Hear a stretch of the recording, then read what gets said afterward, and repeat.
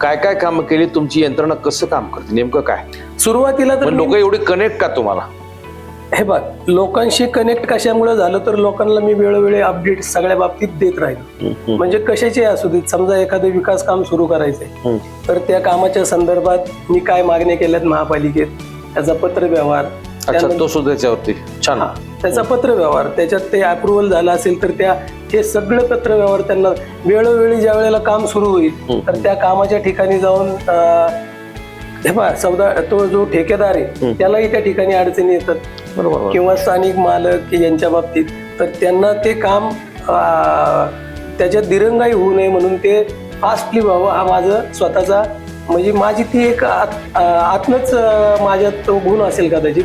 मी माझ्या साईट सुद्धा वेळेत पूर्ण करायचा प्रयत्न केला, तर तशी ती सवय लागलेली. त्यामुळे मी जे काही करीन, कुठलंही एखादं नवीन काय करायचं, इव्हन मी साहेब तुम्हाला सांगू का की जर पावसाळ्याच्या आधी झाडं कटिंग करतात, महापालिकेची लोक फांद्या कटिंग करतात, बरोबर, तर मी त्याचा मेसेज त्यांना आहे ना 2 दिवस आधी पाठवेल की गुरुवारी महानगरपालिकेची ग्रीन वेस्टची गाडी येणार आहे, तर त्याच्या आधी तुम्ही तुमच्या झाडाच्या काही फांद्या कट करायच्या असतील तर ते करून ठेवा, म्हणजे त्या बाहेर असतील तर त्या ग्रीन वेस्टवाली गाडी घेऊन जाईल.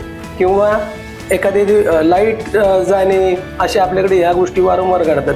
लाईट गेली तर लाईट गेलेली असेल तर ती किती वेळात येईल, काय प्रॉब्लेम येईल, ऑथेंटिक सगळी माहिती तुम्ही त्याच्यात द्यायची. हो, मी लगेच MSC, आणि मी स्वतःच आहे, माझं ऑफिस नाही, मीच एक चालतं बोलतो ऑफिस माझं. अच्छा, तुमची यंत्रणा स्वतंत्र अशी आहे, तुम्हीच सगळं? नाही, माझी यंत्रणा आहे ना, पण या ज्या गोष्टी आहेत, मी आहे ना कुठल्याही नागरिकाला माझ्या ऑफिसचा नंबर कधी दिला नाही.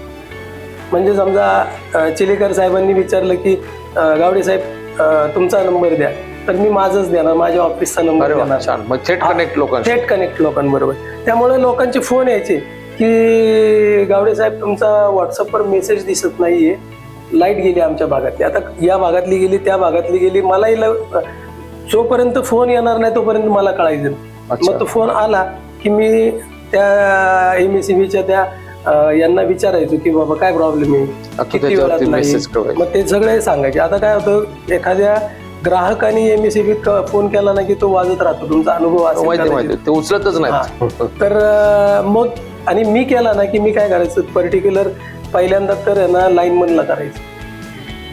जिथं काम आहे लाईनमनला सांगितलं की त्याला माहित नसेल तर त्याला सांगायचं इथली लाईट गेली बघ काय झाले, मग तो सांगायचा की साहेब हा प्रॉब्लेम आहे, एवढा वेळ लागणार आहे. किंवा लाईनमनही सापडत नाही तर मग तिथला असिस्टंट इंजिनियर आहे, त्यांना फोन करून या सगळ्या माहिती मी घ्यायचो, ती व्हॉट्सअपवर त्यांना टाकायचो. म्हणजे थोडक्यात तुम्ही अशा प्रकारे लोकांची थेट कनेक्ट मध्ये होता. प्रभागासाठी झगडणारा नेता परत आलाय. राजेंद्र तानाजी गावडे.